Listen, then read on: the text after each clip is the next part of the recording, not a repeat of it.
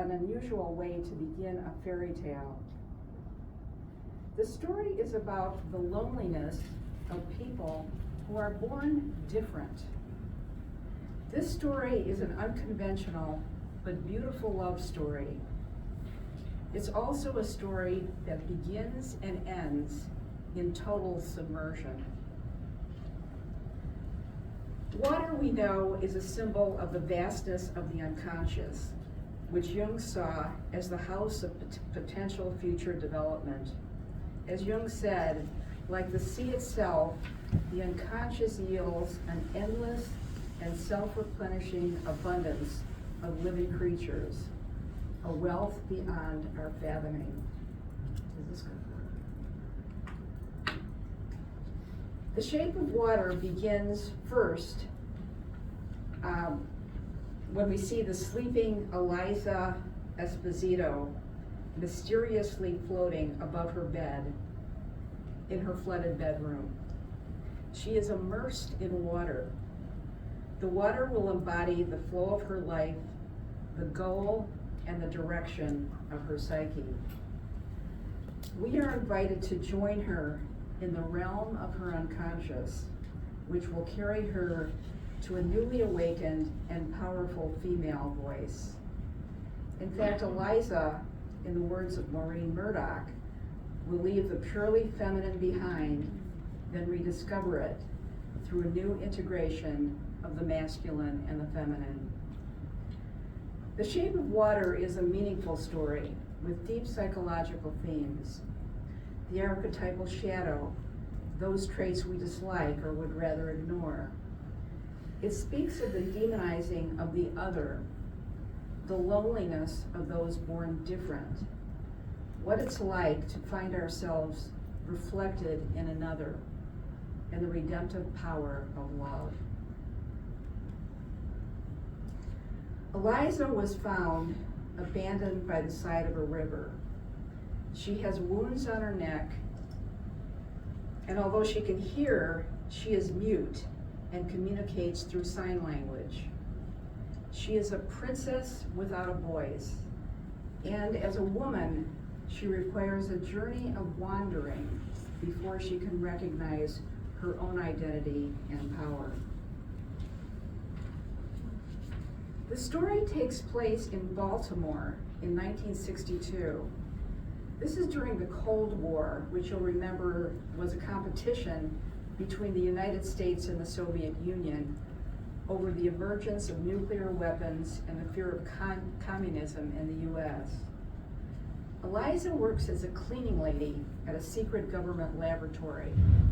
Her work, of course, is defined by masculine values, and thus she is ignored. It will take healing of the wounding of the feminine to begin her archetypal journey. Colonel Strickland, at the same lab where Eliza works, has just captured what he considers to be a valuable asset, a mysterious creature from a South American river.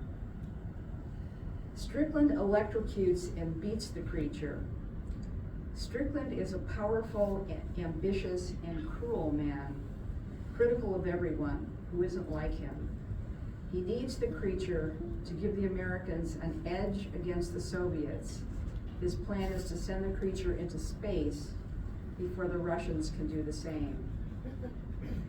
Curious about the creature, Eliza discovers it is a humanoid amphibian. I'm going to call the creature the aquatic man, because he's more than just a creature. The aquatic man is not an animal, but is worshipped by the Amazon natives as a god. When an American company arrived in the Amazon to drill for oil, they killed the Amazon natives, found the aquatic man, and brought him back to the American laboratory.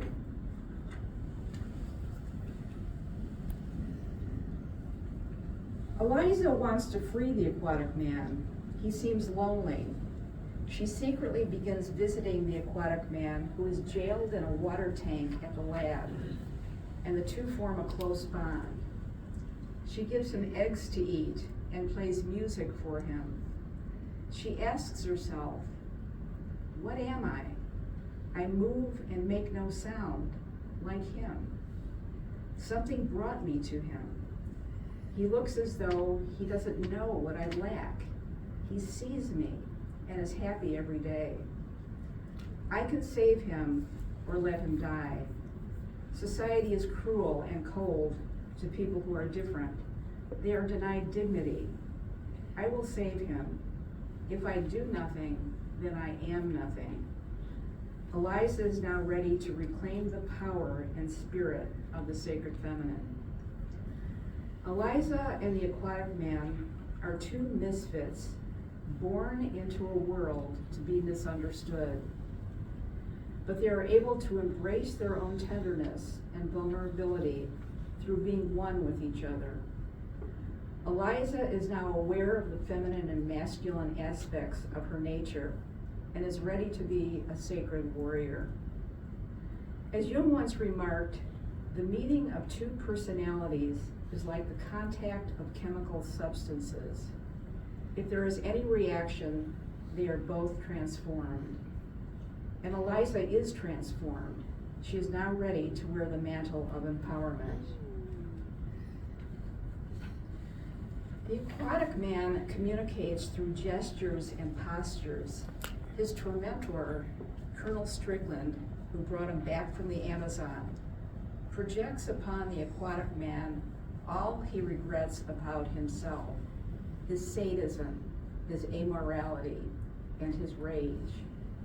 The theme of the Jungian shadow repeats throughout the film, both in the fears the aquatic man brings to his keeper Strickland and the tension, fear, and paranoia that play a predominant role in the Cold War, where fears of the other people across the sea are never far from conscious awareness.